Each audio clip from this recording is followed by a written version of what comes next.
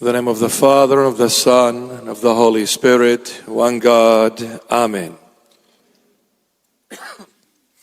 Our beloved fathers, deacons, nuns, faithfuls, those who are present in this holy church, and those who are watching us live streaming, may the Almighty God the Father, and God the Son, and God the Holy Spirit, one in nature and one in essence, bless you, guide you, protect you, and deliver you from the snares of the enemy, whether it be visible and or invisible. In Jesus' mighty name we pray. You'll have to excuse me, been yelling and shouting and talking all day long. The throat is gone. Excuse me for one moment.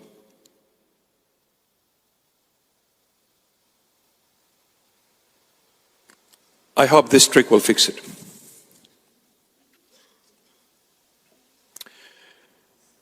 We thank the Lord. First of all, Happy New Year to everyone. Those who were not with us for the New Year liturgical service, naughty boys and girls, come on, laugh. Now, seriously, Happy New Year. I pray the Lord Jesus bless you, bless your families, bless all your loved ones. And I pray that the Lord fills this new year with abundant blessings from above. Show you the way, lead your steps along the way. May the Lord grant you wisdom from above to discern what is His will in your life, so that His name is always glorified through His beloved children, whom He has purchased with His own precious blood on Calvary on the cross. Amen.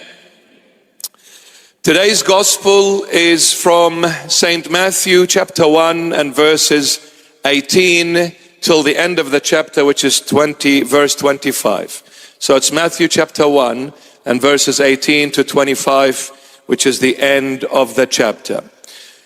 These verses talk about the birth of the Messiah. The Lord is born in Bethlehem. Over 2,000 years have gone by since he was born in this manger, a little place at that time called Bethlehem, which is south of Israel. The Lord was born on that beautiful night, and He changed the history of mankind forever.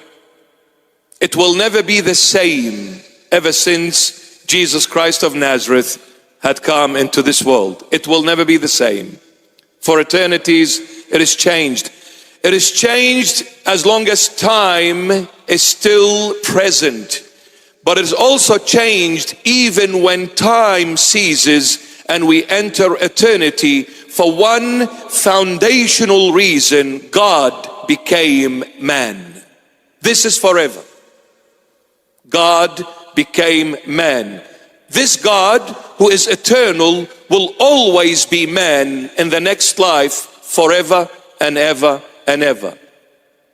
The Lord changed earth and heaven forever. Now, I'd like to point one thing before I go into the gist of it, which is extremely important as well, and it's to do with the Holy Mother, the love of my life, and the love of every Christian's life supposed to be. The Holy Mother is virgin of all virgins forever. She was virgin before conception, virgin while having that baby in her womb, and virgin after giving birth to Jesus Christ of Nazareth. She's always virgin forever. I'll read this verse, which is in Matthew chapter 1. And I'll read from verse 22. Verse 22. So all this was done that it might be fulfilled which was spoken by the Lord through the prophet, saying, Behold, the virgin shall be with child and bear a son, and they shall call his name Emmanuel, which is translated God with us. Emmanuel in Hebrew or Aramaic is Amman El. Amman means with us, El means God in Hebrew or Aramaic. So Amman El is literally God is with us. Then verse 24. Then Joseph, being aroused from sleep, did as the angel of the Lord commanded him, and took to him his wife, and did not know her till she had brought forth her firstborn son, and he called his name Jesus. And he did not know her till she brought forth her firstborn son. He did not know her till she brought forth her firstborn son. Some people take the word till and interpret it as if Joseph knew the Holy Mother after giving birth to her firstborn son, Jesus. Because here it says, he did not know her till she gave birth to her firstborn son. Well, to understand the word till, we need to see it elsewhere in the Holy Bible to really understand what it truly means. And I'll take you to Psalm number 110 and verse 1. Psalm 110 verse 1, look what it says. The Lord said to my Lord, sit at my right hand till I make your enemies your footstool. King David is prophesying about the Lord Jesus. He says, the Lord said to my Lord, sit at my right hand side till I make your enemies your footstool. The Lord God the Father said to my Lord Jesus Christ of Nazareth, come up and sit at my right hand side till I make your enemies your footstool. Now, if sitting at the right hand of the Father is determined only when God the Father makes all the enemies of Jesus Christ his footstool. So what does it mean? When God the Father makes the enemies of the Lord Jesus at his footstool, will that mean that is the end of him sitting at the right hand of the Father? Come up and sit at my right hand till I make your enemies your footstool. And after you make them his footstool, do you say to your son, get up now, no longer sitting at my right hand? Do you see?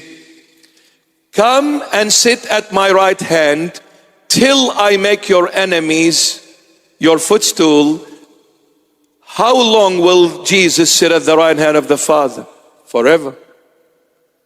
So what does the word till mean? Forever.